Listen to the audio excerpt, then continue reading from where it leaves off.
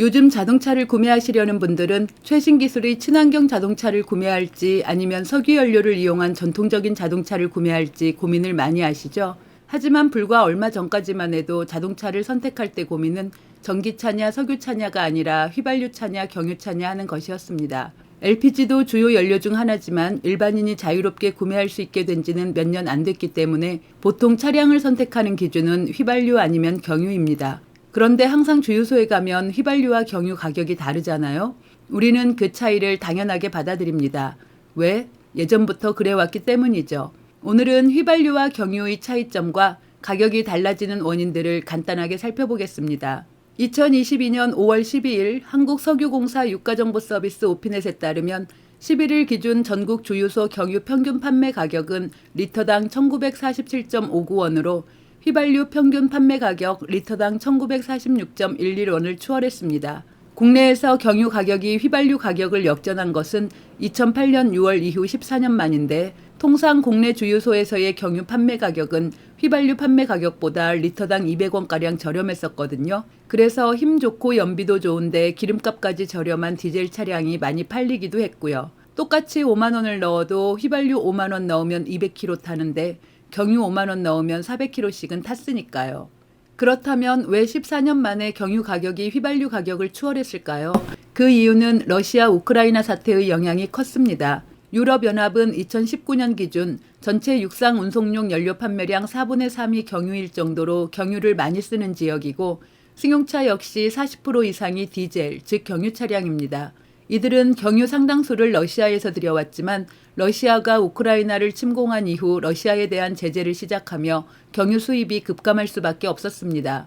EU의 러시아산 석유 제품 수입 비중은 27%, 자동차용 경유 수입 비중은 20% 수준이었습니다. 러시아산 경유의 빈자리를 다른 국가의 경유가 메우면서 미국, 유럽, 아시아 내 경유 재고는 8년 만에 최저 수준으로 줄어들었고 그로 인해 경유 수급난이 심각한 상황에 처하게 된 겁니다. 유럽에서 경유 수급이 빡빡해지자 국제 경유 가격도 큰 폭으로 뛰었고 국내 석유 제품 가격은 국제 석유 제품 가격에 연동되어 국내 주유소의 경유 가격 상승으로 이어졌습니다. 이뿐 아니라 지난 1일부터 적용된 정부의 유류세 인하폭 확대도 휘발유와 경유 가격 차이를 더욱 벌렸습니다. 정부가 국내 유가 안정을 위해서 5월부터 인하율을 20%에서 30%로 확대했는데 이로 인해 휘발유 유류세는 리터당 746원에서 500원으로 246원이 내렸고 경유 유류세는 리터당 529원에서 355원으로 174원이 인하됐습니다. 똑같이 30%씩 인하하다 보니 경유 유류세의 인하폭이 상대적으로 작을 수밖에 없는 거죠. 저 같은 여성 운전자들 중에는 솔직히 휘발유와 경유의 화학적 차이도 세금에 대해서도 잘 모르는 사람들이 많을 텐데요. 먼저 휘발유와 경유의 차이점에 대해 알아보겠습니다. 휘발유는 쉽게 증발하는 특징이 있습니다. 휘발성이 높아서 공기와 접촉할 경우 폭발할 위험이 있죠. 그래서 내폭제를 사용해 폭발을 방지하고 휘발유의 열 효율을 높여줍니다. 경유는 중유에 비해 밀도가 낮다는 뜻으로 붙여진 이름입니다. 휘발성이 낮아서 불이 쉽게 붙지 않고 폭발 위험도 적습니다. 디젤 엔진은 공기를 압축시켜 고온을 만들고 거기에 경유를 분사하여 엔진을 점화합니다. 점화 플러그에 불꽃을 튀게 해서 연료를 폭발시키는 가솔린 엔진에 비해 효율이 좋아서 상업용 차량이나 철도, 선박 등의 연료로 활용됩니다. 하지만 소음과 진동으로 가솔린 엔진에 비해 승차감이 떨어집니다. 그래서 SUV나 트럭, 버스처럼 승차감보다 힘과 연비가 더 중요한 대형 차량은 경유를 사용하고 상대적으로 승차감이 중요한 일반 승용차는 휘발유를 주로 쓰는 것입니다. 요즘 경유 엔진 만드는 기술이 좋아져서 디젤 승용차를 타도 승차감과 정숙성이 아주 좋기는 하지만 동일 차량일 경우 휘발유 차량이 조금 더 좋은 건 사실이잖아요. 우리가 주유소에서 넣는 기름의 가격은 유통비용과 마진, 세금, 정유사 공급 가격으로 구성됩니다. 그 중에서도 세금 차이가 가격 차이를 불러오게 됩니다. 지금이야 대다수의 가정마다 자동차를 보유하고 있지만 과거의 승용차는 금전적 여유가 있는 부자들의 전유물이었습니다. 그래서 트럭이나 버스 등 생계형 자동차의 주 원료인 경유보다 고가의 승용차에 필요한 휘발유 세금을 더 높게 한 것입니다. 유류세는 휘발유와 경유 등 일부 석유 파생연료에 붙는 7개의 세금 및 준조세를 통칭하는 용어입니다.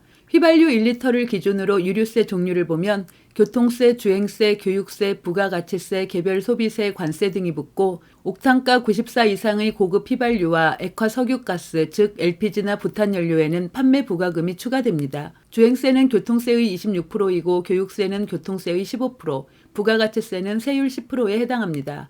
정부는 유류에 대해 리터당 정해진 액수로 세금을 부과합니다. 종량제 방식이죠. 현재 유류세는 휘발유 소비자 판매 가격의 60% 정도를 차지하고 있습니다. 휘발유 1리터 값에는 가장 큰 몫을 차지하는 교통세가 529원으로 정액분이어서 제품 가격이 떨어지더라도 부과되는 세금은 거의 변동이 없습니다. 국제유가가 배럴당 1달러로 급락한다 해도 소비자가 구매할 수 있는 휘발유 가격은 각종 세금 때문에 리터당 1,000원이 넘을 수밖에 없는 구조인 거죠.